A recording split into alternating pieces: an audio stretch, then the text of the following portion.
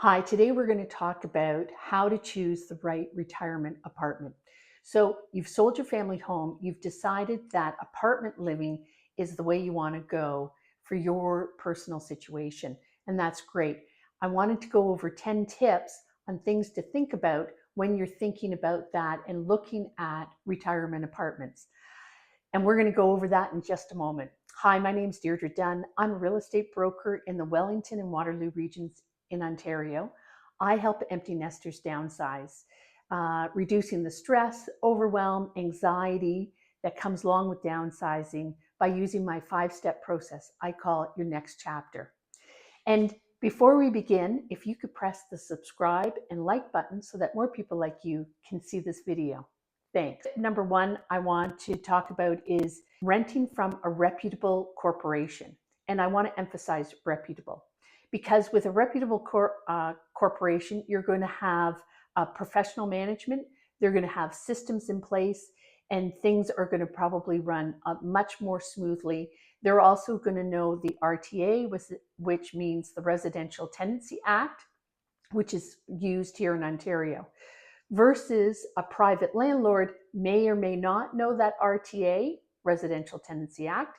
Also, they may not necessarily have systems, so they may not be as organized.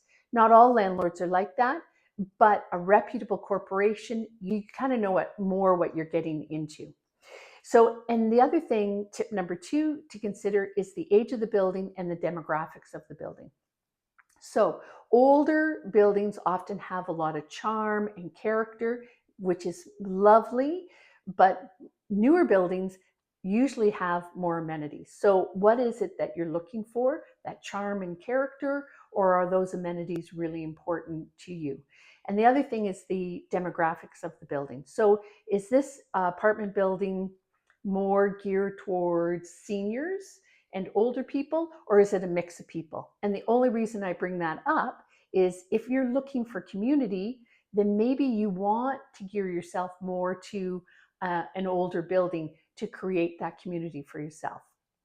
Tip number 3 is how many bedrooms are you looking for? Do you need 2 bedrooms? Do you need 3 bedrooms? Do you need an office? Can that office be part of another part of the space? That's something to consider. And the other thing, tip number 4, is to look at parking and in-suite laundry. In-suite laundry just simply means the laundry's in your unit versus having to go outside of your unit to get your laundry done. Newer buildings, I'm finding more and more with rentals, they have in-suite laundry versus older buildings are set up typically to have laundry on the same floor or certain floors in the building or in the basement of the building. So that's something to keep in mind. Also, parking is something to keep in mind. Are you a 2-car family? Do you need to, therefore you need 2 spots? Is it indoor parking versus surface parking, which is outdoors? We live in Canada, we have winter. You may or may not care if you're outdoor, but it is very nice to have indoor parking. I now have it where we live in our townhouse, and I love it in winter just to be able to go down, get in a warm car, and drive off. So just something to consider. The other thing to consider is outdoor living space. So does the unit have a balcony? And how big is that balcony? Because when you have a balcony, you're extending your living space to that balcony, and you can set up table and chairs to have dinner outside. Maybe it's a nice sitting area. You also have to consider the views, sunlight direction that's coming, and that's tip number 7. So if you have here in Southwest Ontario, if you have a south or west view, you have a lot of sun coming into your unit, which is lovely, except during summer, it's going to be much hotter. If you have a north or east view in that direction, you'll get morning sun, of course, but you'll have indirect sunlight the rest of the day.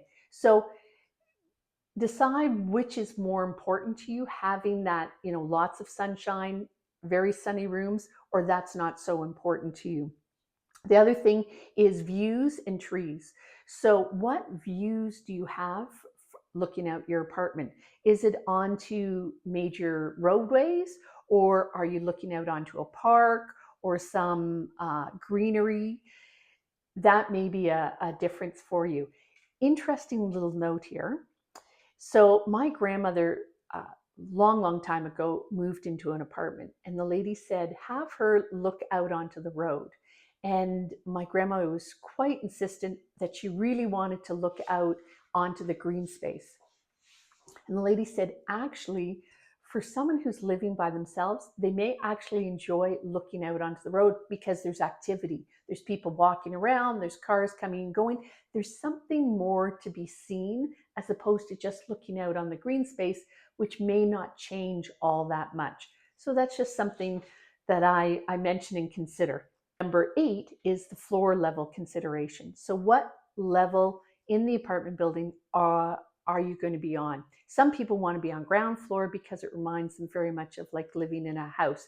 They can create a patio area. They can just walk out onto the lawn. It feels very much like a house. Others want to be higher up. They feel a little more safe being on a higher level. And also, what views do you have? So something to consider if it's a newer building and they've putting in young trees. Those young trees over time will grow and they may obstruct your view. So you move in, you have a lovely view, and then 8-10 years later, you're still living there, and lo and behold, that young tree has now grown and has blocked your view. So think as you go up higher, you'll obviously have a more view than on being on lower floors. The other thing, number 9, is location and safety. So where is this building located? Do you have to have it close to amenities, shopping, bus routes? Maybe it's trails. Where we currently live, we have trails right by a river directly behind our unit. So it's great. I use those trails all the time and love it.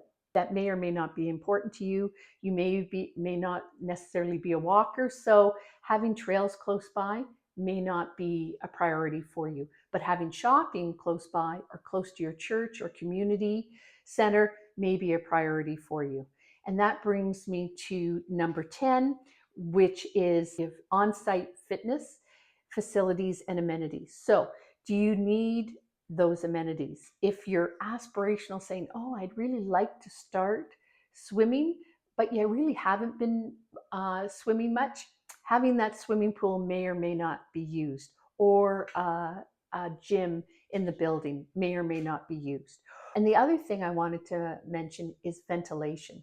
Ventilation for the unit. Where does that ventilation go? So in older buildings, often you'll find that the ventilation for the units goes into the hallway. So when you get off the elevator, you can smell other people's cooking. Newer buildings tend to have their ventilation pumped outside so that the hallways stay sort of that neutral air and you don't have anyone's smells coming into the hallway. So that's just something to consider. So those are the top 10 things to consider when you're considering renting for your retirement. And again, if you like this video and you found it useful, press the subscribe button or like button so that more people like you can see it. See you in the next video.